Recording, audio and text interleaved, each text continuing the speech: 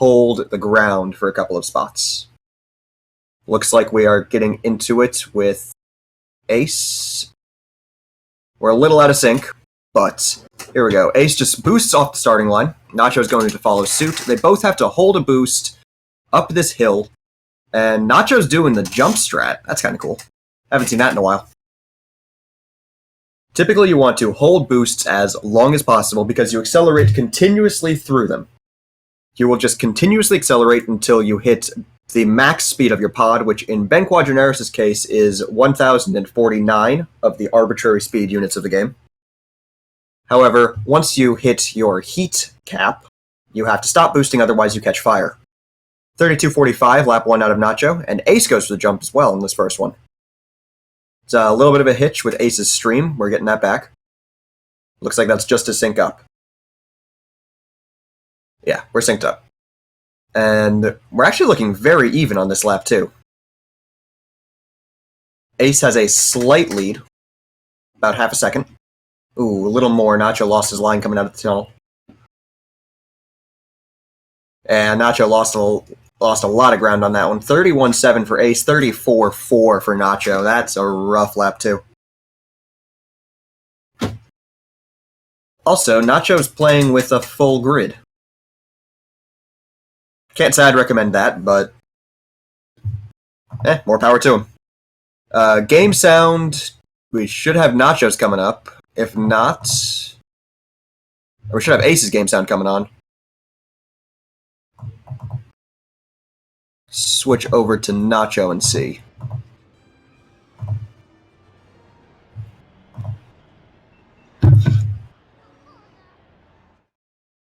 All right. And Ace takes lap 1 takes track 1 convincingly with a 1:37.9. That is a very solid time.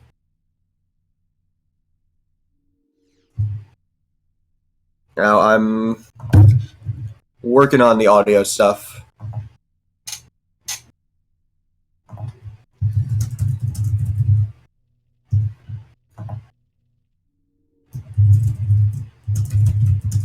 Apologies. Now, track 2. We're going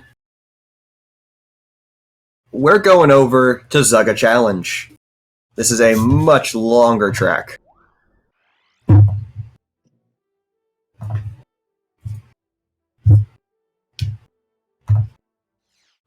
And it is one of the longest tracks for pure distance in the game. It does have a very major skip, however we are not allowing skips through this one. The big thing with this is, it's a good opportunity to explain one of the core mechanics for speedrunning this game, and that is sliding.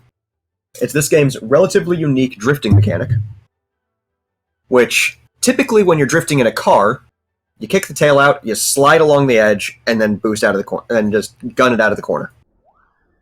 In this case, drifting is releasing all traction. What you do is you angle your pod, keep on sliding in one direction, and then you're just facing the right direction out of the corner no matter what. Since there's no friction involved, sliding gets much weirder. Also, this track is our first instance of diverging paths. They don't have a huge impact on this one, but they are relevant. Every single bit with a split has an optimal line, and many, many suboptimal ones. It also has our first instance of true not really RNG. The big excavator toward the end of the track is on a cycle that you will see as we get to it.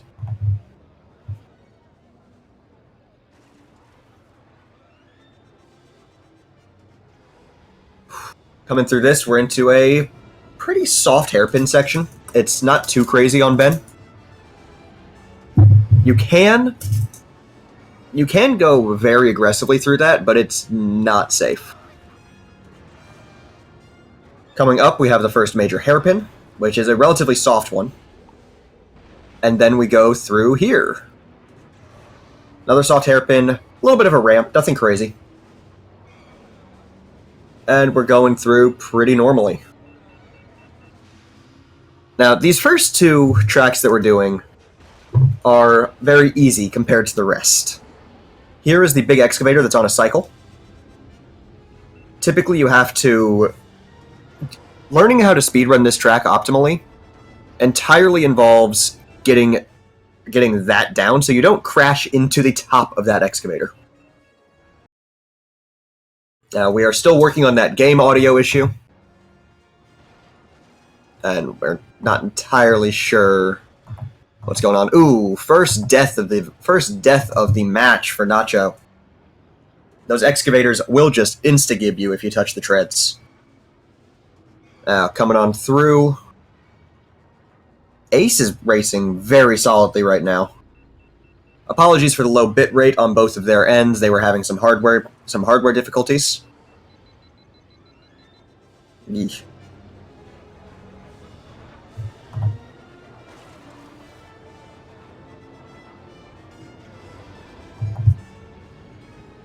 Now,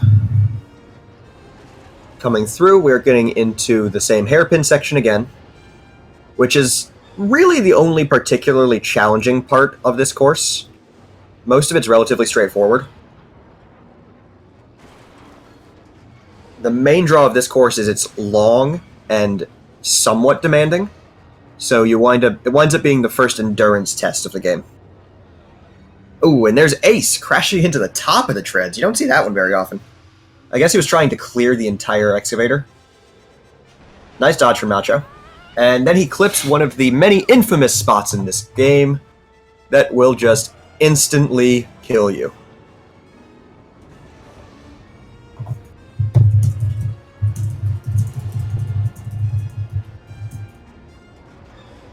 So, we're not entirely sure how most of those got through, or how most of those got through QA.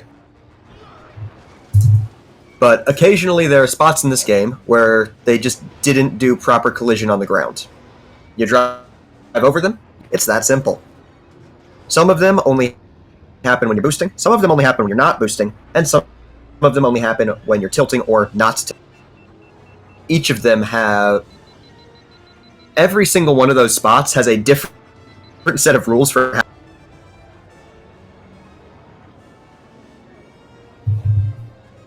And again, we're still working on that audio.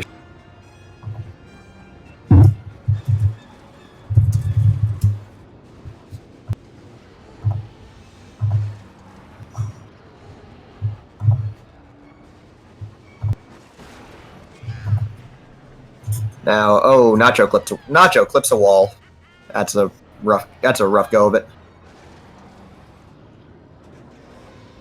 Ace maintaining full thrust well the excavator's high. That is a ball. And Ace 432. That is not a bad time. Alright.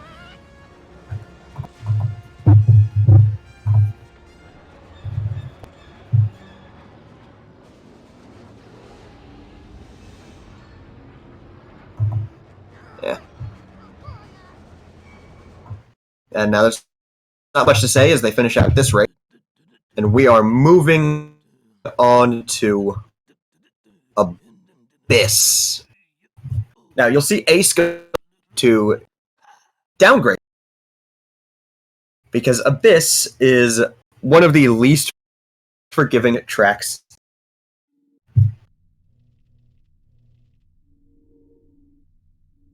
It has multiple spots, primarily between a top and... If you fall to the bottom level, you lose an unfair amount. However, this track is incredibly fun to play. It's tight, it's twisty, and it is unforgiving. Looks like we are... as each player preps that.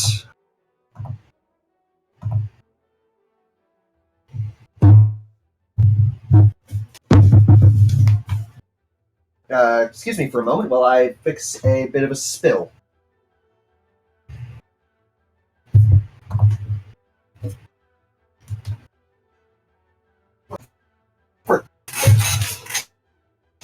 Yeah. Excuse me for a moment.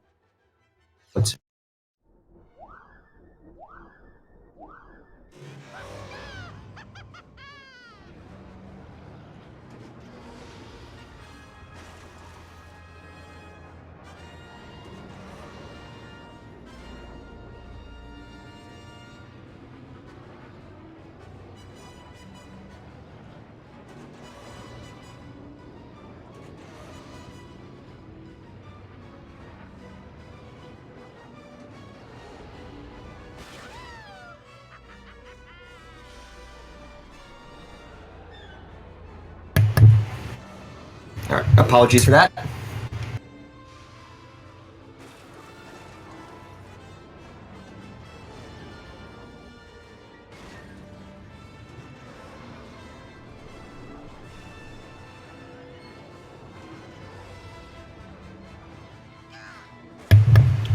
Apologies for that. I spilled my drink. Looks like we are back in an okay spot, though. Now, excuse me while I figure out who's actually up. Alright. Yeah. Nacho is actually looking solid right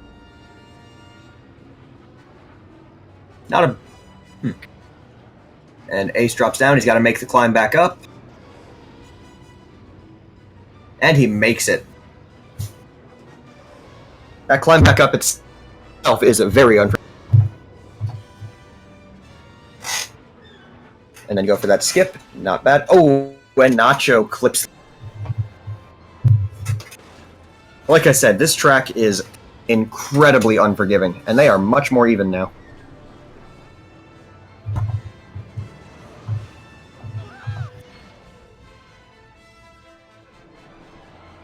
Nacho dies on that turn. Ace takes the lead back. 48-17. That is a alright lap, considering everything.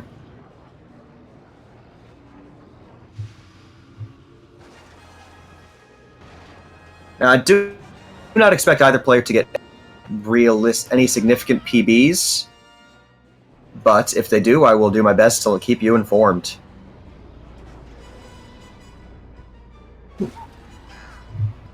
And Nacho's not making the climb. Oof, that is unfortunate.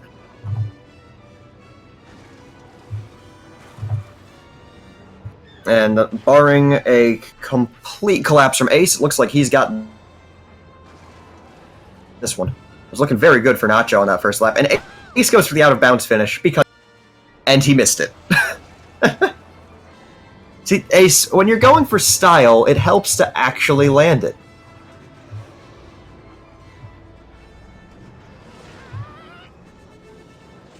Falling off there is actually slightly faster, provided you do not explode.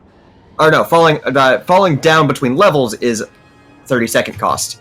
Falling off for the out-of-bounds finish does save time, provided you don't explode before the...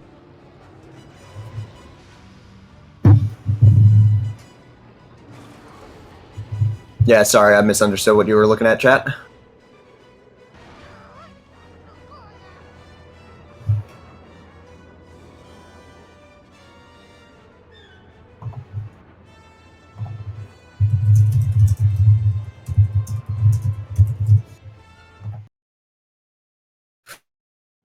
Yeah, that lap 3 was rough to see.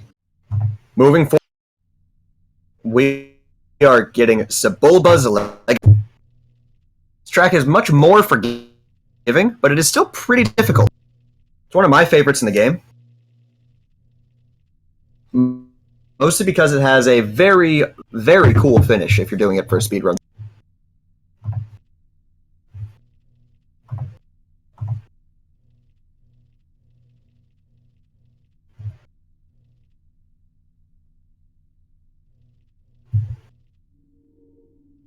What is Nacho going with? Are we getting... Alright, Nacho's showing us some Maha. Alright.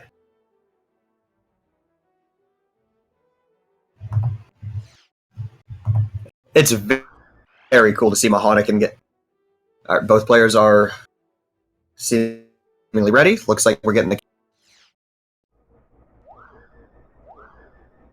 Little out of sync, but that is going to be fixed moment. Nacho's actually a very solid player. Oh, and the Ace with an... This track is another instance of very split heavy. There's a significant difference between the right and wrong path on each split, and this split is pretty unforgiving if Nacho screws it up at all, which he managed to barely... Oh no, he caught that.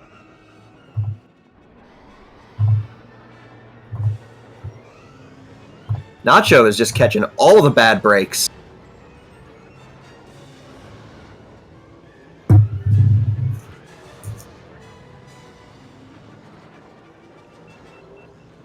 No, they're not doing that. You can cut that entire last bend out of the race by simply going out of bounds and right. I don't know if either player will show that off during this, but we shall see. And Ace taking that bend very cleanly. It's a very nice track split from him. And let's see if Nacho dodges that geometry this time, and he does.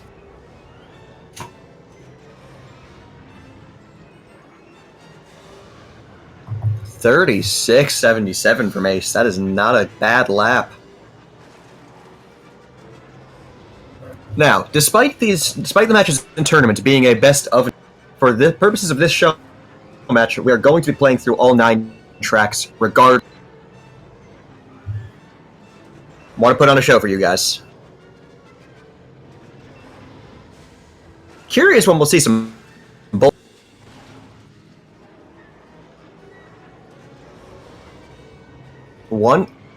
A sub 2 from Ace in the setting. That is a very solid.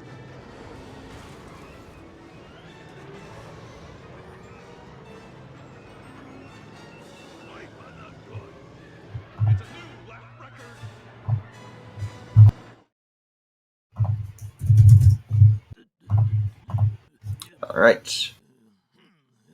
Coming up next, we're going to the Gauntlets.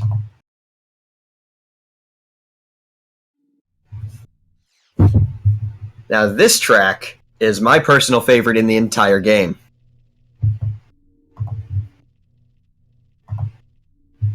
Looks like we're going to be going back to bends. Yeah.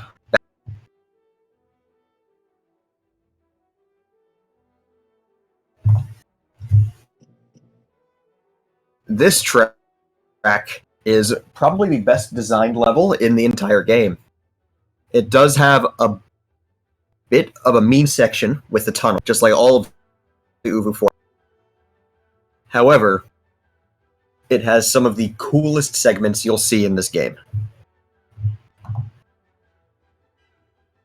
Track splits many ways.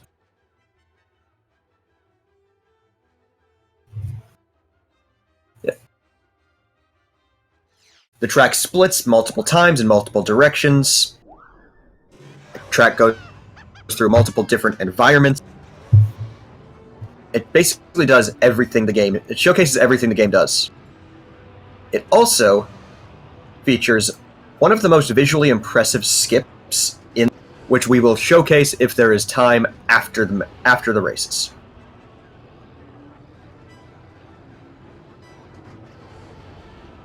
So, here we go. We go through the initial prison complex. Now we're going outside on an asteroid with no atmosphere. Do not ask me how.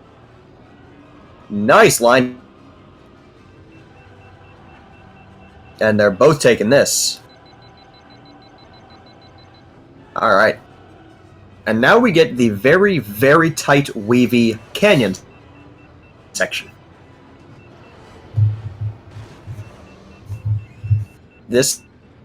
Sorry, I was behind. I'm not sure what was going on. Now we're getting into it. We get into this little bit, which is a very narrow that then winds up turning into this long. This section is deceptively difficult. Too much of a nudge in any direction, and you get what just happened to Ace. And almost happened to Nacho. That wall is very difficult to avoid. And now we get the tunnel. This is the hardest of the and I'm sorry about the bitrate. That is, eek. All the Uvu tunnels on all of the maps, Vengeance, Executioner, are all murder on the. There's not much you can really do about it, except for streaming in 5K, which we can't do with the current. There we go. Now, going through, each player is actually looking solid on their gameplay right now.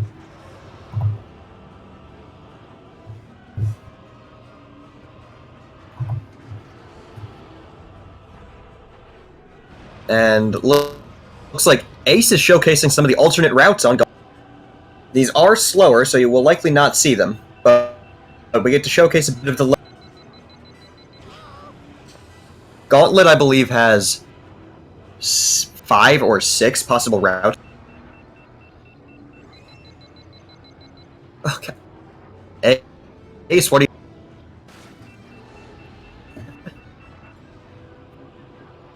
Alright, Nacho goes for the hairpin. That hairpin is a very difficult on Ben.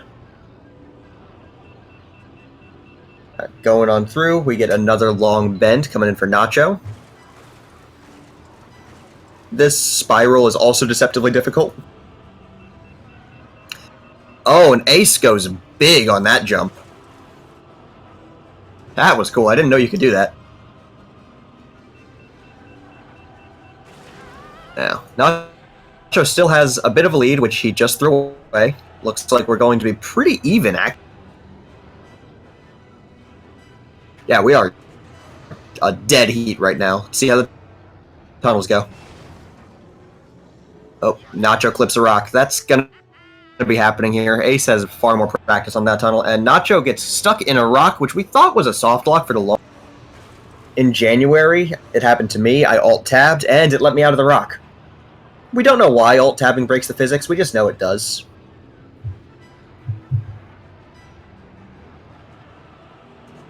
Now, a question I just saw in chat was asking how much frame rate affects the game.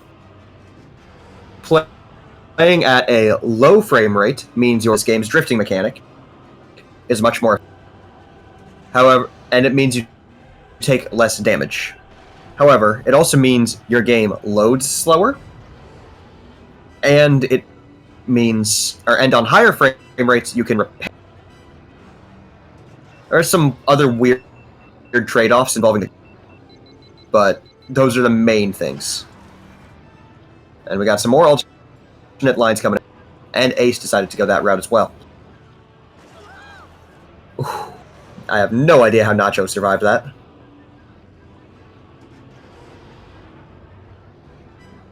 Now, he's behind by the hairpin section. This is 2 deaths from Ace, and a clean back end from Nacho can actually connect and get us a photo finish.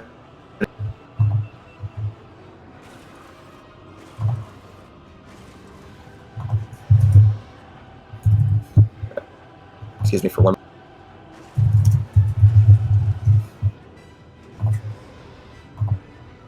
Oh.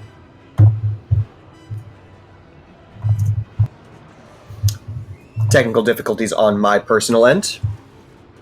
Yeah, I am sorry. I'm working on that comment, on that cut. It's just a hardware issue on my.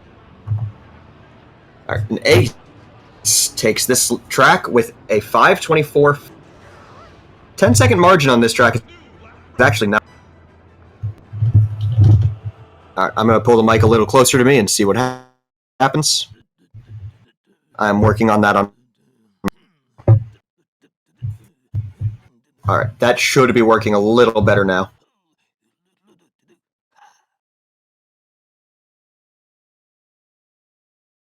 All right, our next track is going to be Bumpys Breakers. We're stepping all the way back to the semi-pro circuit.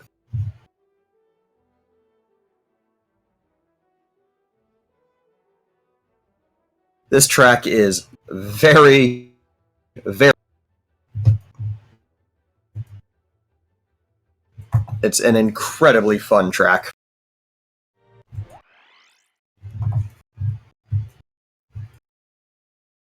And a question I just saw in chat, we pre-decided the 9 courses for this showcase on what could showcase each planet the best, as well as what would be just the most visually impressive races well.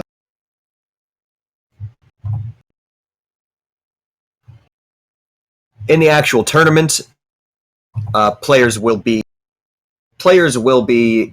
choosing maps in a similar way to the Super Smash Bros. Melee rule set. If anybody cares to look that up to get a better understanding of how we're running it. Alright, getting into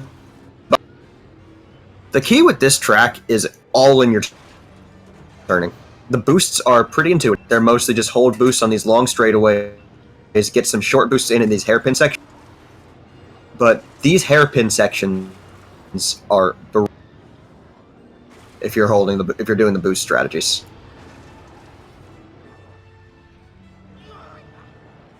One touch on a lot of these walls and you just explode.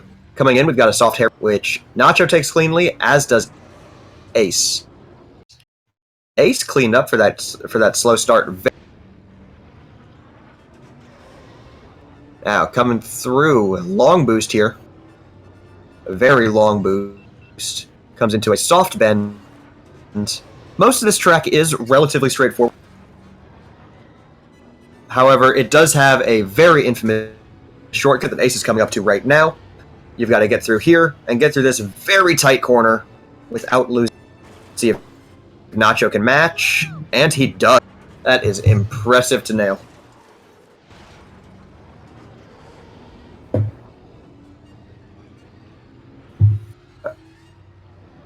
That hairpin is regarded as one of the hardest in the game, just because its lead-in is already not a straightaway. Now, Ace pulls a 134.2 for lap 1. That is not bad. Nacho's got some ground to make up. Now, going on in. Right. We're going to be repeating this hairpin. Keep an eye on the boosting differences between. Ace boosts very aggressively during this segment because he holds nose down through each of the turns, or at least holds them down earlier in the exit for the turns than Nacho does, which enables him to charge his boost much faster and keep it more consistently. It's little bits like that are the deciding factors between our top players. It's who can hold their boost slightly, who can hold it slightly, who takes that ever so slightly tighter line on a turn. Now, compared to most other racing games,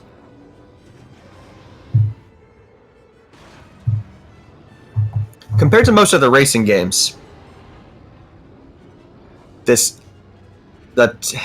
cornering in this game is pretty unique. You do not lose speed for cornering. Of course, taking corners slower gives you more control, but simply the act of turning your wheel doesn't. You maintain full speed through corners, and that is an unfortunate piece of collision for Nacho to run into. I didn't even know that death spot.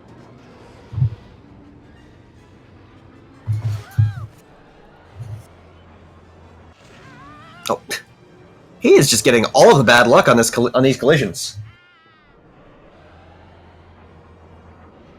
That is one of the big things you have to learn with this game, is where the true jank on the collision is. Every track has some kind of spot like that. Occasionally it's a rock that they put underground. Occasionally it's just a seam where the ground is made of walls. Because that's a very common, is just to make the ground out of walls. Coming through, Nacho's actually boosting much more aggressively than he was in the early laps on these hairpin segments. He's learning. This is not exactly Nacho's primary thing. He is much more of a no upgrades runner. Ace taking the shortcut, and he makes it cleanly all 3 laps. A couple of bonks there, but nothing to worry about. And Nacho's going to be coming up on it relatively soon. Now, you can hold boosts more aggressively than Nacho's been doing, but that is that's a thing that only comes with experience. And Ace drops a sub 440. Does he make that? 438. That is unfortunate for Nacho.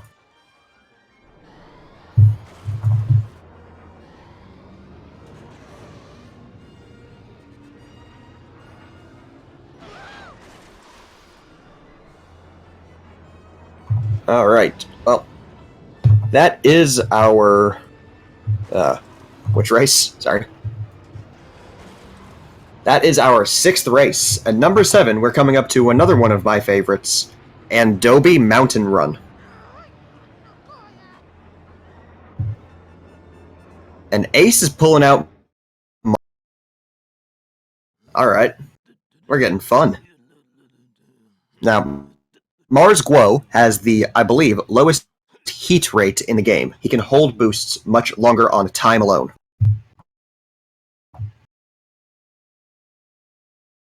However, his boost thrust is less than Ben's, and his cool rate is slightly better.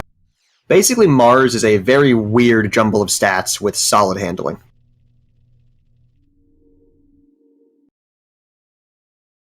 Now, this course has multiple developer-intended shortcuts, which get very interesting.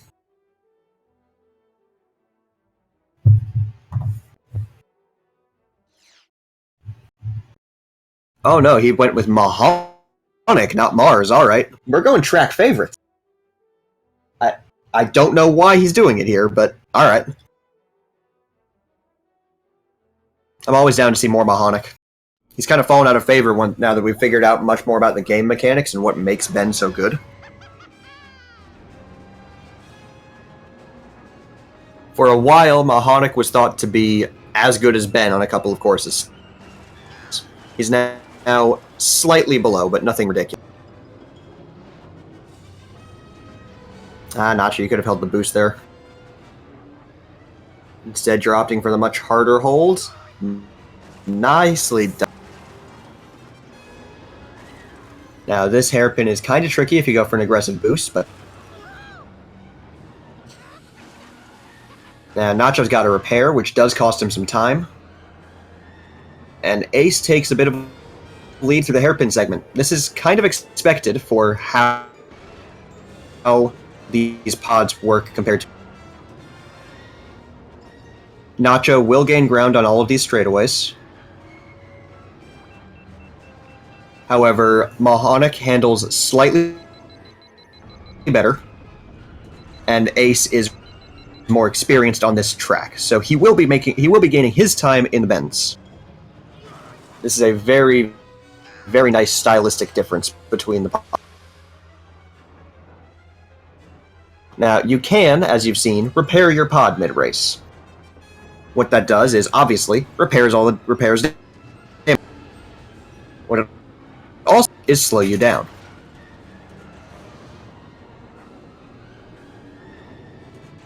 You will lose momentum as you repair, and it will just keep slowing you down until you hit, I believe, 50% of your maximum speed. I could be wrong.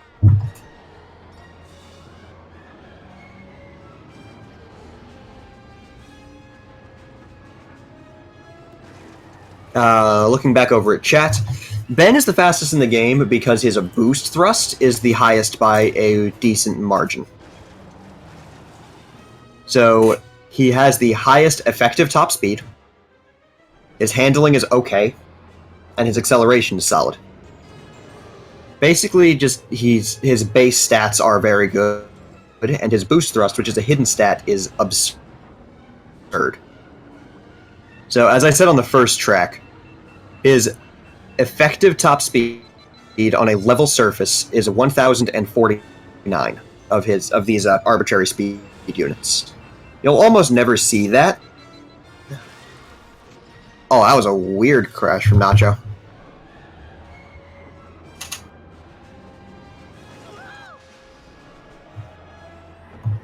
Also, looking back over at chat, Bowles is significantly faster with no upgrades. He is a monster.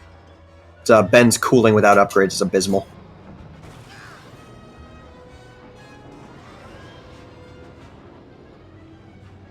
And Nacho's just catching some very bad luck on a lot of these. Now that 10th shortcut they just took on these last couple is deceptively difficult to get into without entrance at very high speed while turning. It is not exactly fun. Yes, Asder, there are separate categories for no upgrade runs. That is what Nacho and I both specialize in. Now, I am getting some stream lag. I'm working on a fix on my end. There we go. It's back. Ah, God, Nacho's just catching all of the spots where the game just decides to kill you.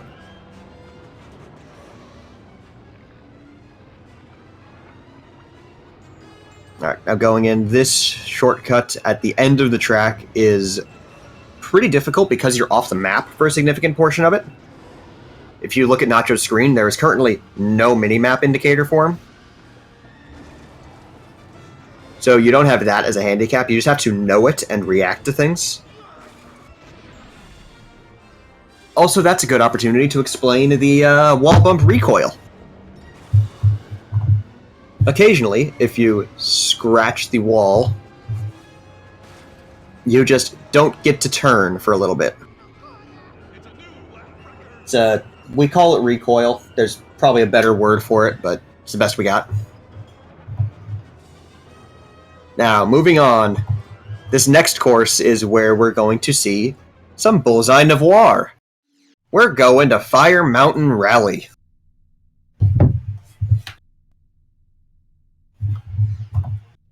So remember when I said Abyss was unforgiving? How do you feel about driving through a volcano? Because that's what we're doing here. Looks like both races are getting the count in, and we are good to go.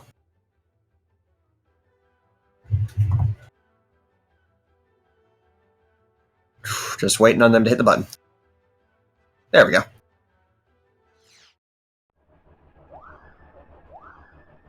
So, Bullseye Noir. He has solid boost thrust, sitting at 300. He has the best turning in the game, and Nacho dies in 3 seconds. He has the best turning in the game.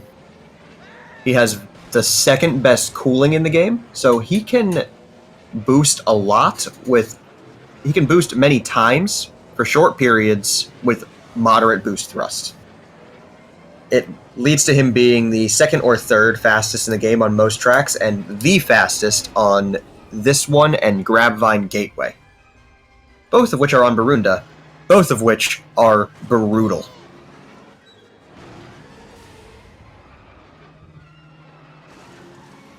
Yeah, this hairpin section is among the meanest things in the game.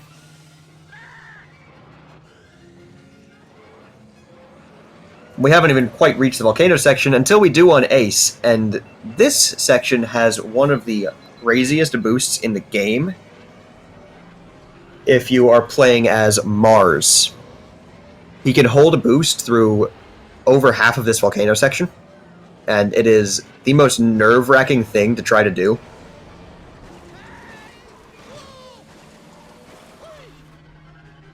Whew, Nacho's pod is a little beat up. Now, coming through here for Ace, on laps 2 and 3, there is a dev-intended shortcut that opens up. There's an explosion that clears a path through that thing that Ace just passed to his left. Look to Ace's left again, you'll see that gap, and there it is. During laps 2 and 3, that explodes, and you can go through that gap cleanly. It saves 2 seconds, I believe.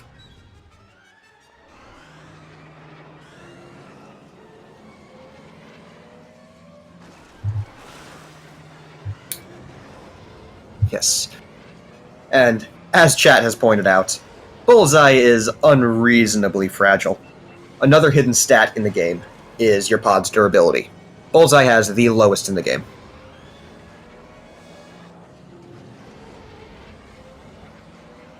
I believe he takes damage every 3/4 of a frame, I think is how that function works out. So, you touch a wall more than a couple times, it's, yeah. Especially if you're sliding. When you're sliding and touch a wall, you're typically hitting it at a much weirder angle, which leads to much more contact with the wall and more exploding. And exploding is slow. Now let's see how Nacho does in the hairpins. Both players died twice in them lap 1. Ace did not die in the hairpins lap 2.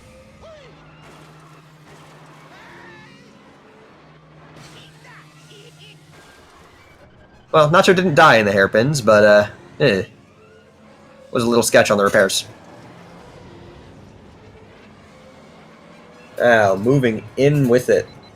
Nacho in the volcano section. If you look at Ace's screen, you're about to see that shortcut I mentioned during lap 1. It explodes, he cuts through to the left, and there you go. That cuts out one of the corners. Ooh, and Nacho with the unfortunate crash.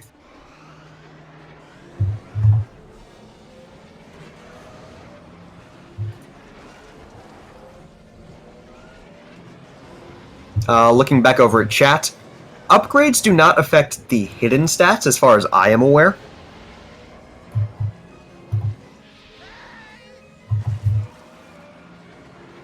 However, the visible stats do have some bearing on how the hidden stats interact. It's weird. And Nacho takes the shortcut, not as cleanly as Ace, but still, I was going to say well enough. And then he hit an invisible wall. He is the least lucky driver alive. I'm feeling bad.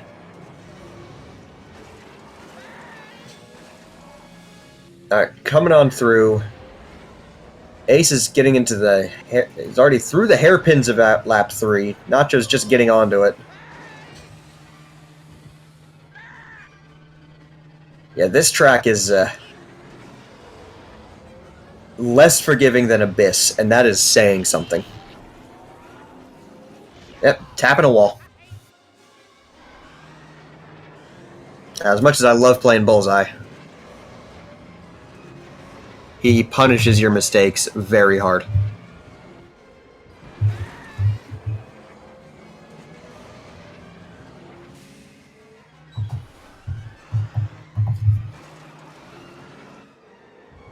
Nacho almost hit the log above the track. That would have been an exciting one. Got to repair. Ooh, he's got two damaged cells. All right. And Ace is coming onto the home stretch.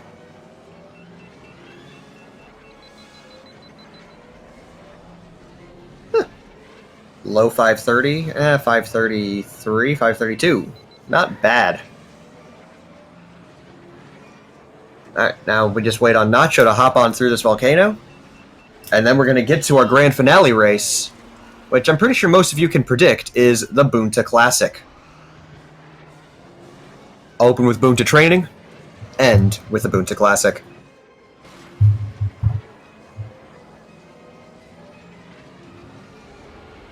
As long as you get a sub 7.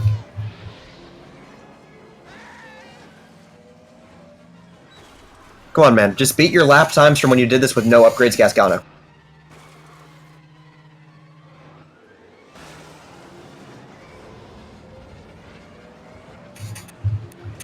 No, there will be one more race, and then if we have time, there will be a skip exhibition presented by me and Ace. And yes, Ronnie, he did this with no upgrades, Gasgano. Actually, I don't remember if it was him or Digital Unity, but someone did it. Alright, he got the sub 7. Hey, they volunteered. Now, on the Bunta Classic, we're going to be getting a bit of a silly show with Ace playing Sebulba and Nacho playing Anakin. We're going true to the movie here.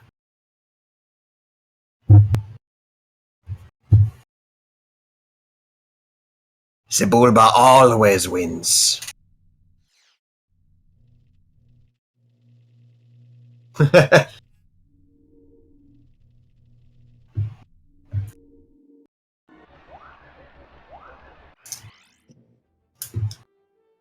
Alright.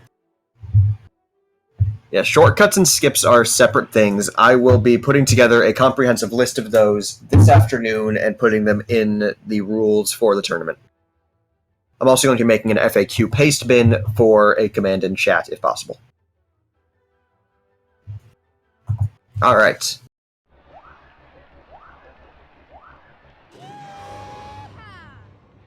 So this is going to be exciting. Sebulba is terrible because he has, I believe, the lowest boost thrust in the game.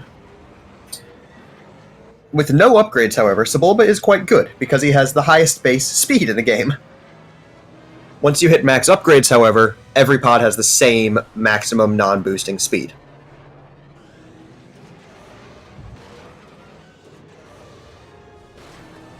So, Sebulba and Anakin wind up being both really bad.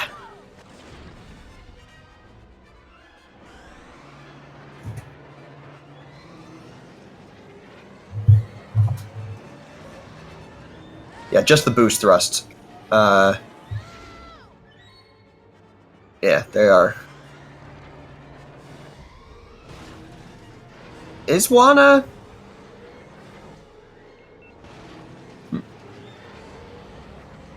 Alright, and looking over at chat, the fastest pod racer in the game in terms of raw speed is Ben Quadraneros.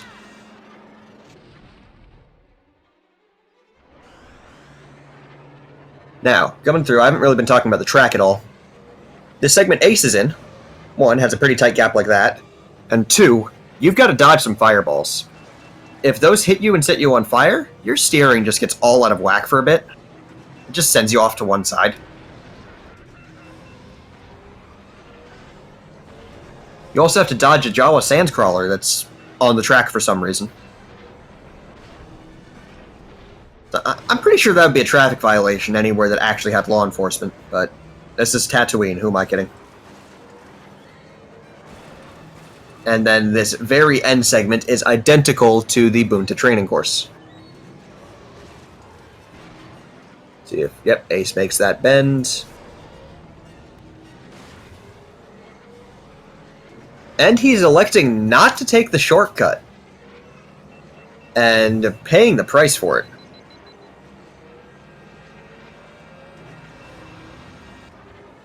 Is he just going the very long way? Looked like it. Nacho takes the shortcut. Now, if he's clean through the hairpin, he can make up a little bit. Now, I like to describe that segment as a chicane made of hairpins. Because it basically follows the rules of a chicane, but it's made of some other weird bends. And Nacho takes the lead.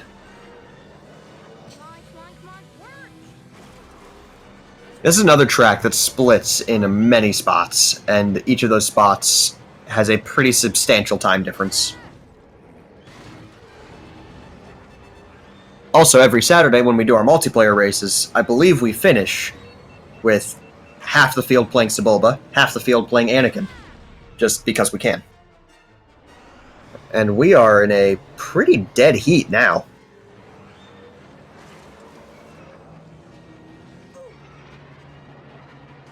And Ace is just in a pretty dead pod now. Going on through, we're getting up to short cave segment. They both broke the only Nacho broke the stalagmite lap 1. They both broke the stalagmite lap 2. And they are avoiding the fire. This is the bullet hell segment, as I like to call it. The fireballs do not come up on this higher segment, however they do go low, and Nacho falls and hits one. And so did Ace. Huh. They really are just holding dead even on this track.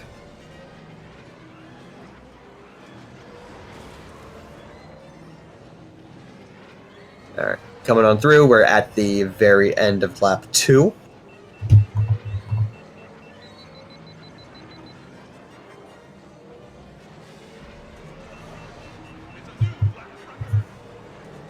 Whew, 2:19 lap for Ace. That is rough.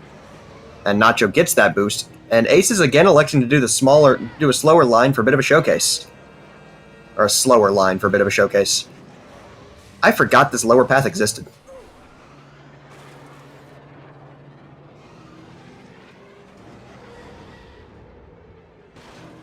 Well, Nacho has a sizable lead now since Ace decided to show off a little. Oh, I have no idea how he didn't blow up there.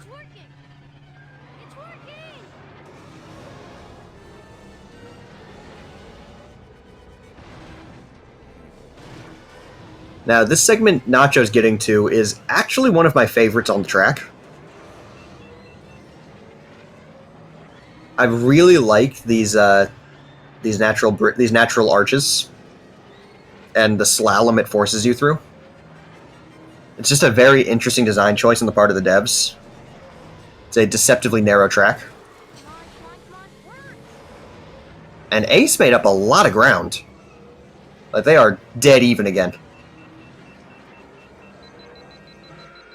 And Ace explodes again. Alright. It's about time someone who wasn't Nacho caught some of those instant kill zones.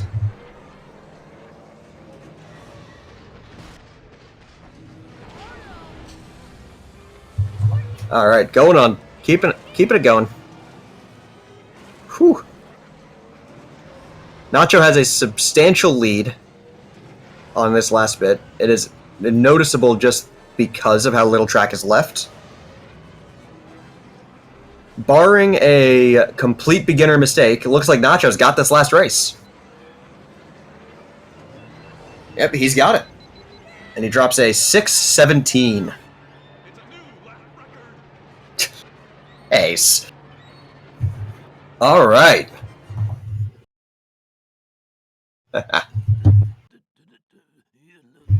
And that is going to be it for the 9 races. However, I believe we will have time for that skip exhibition.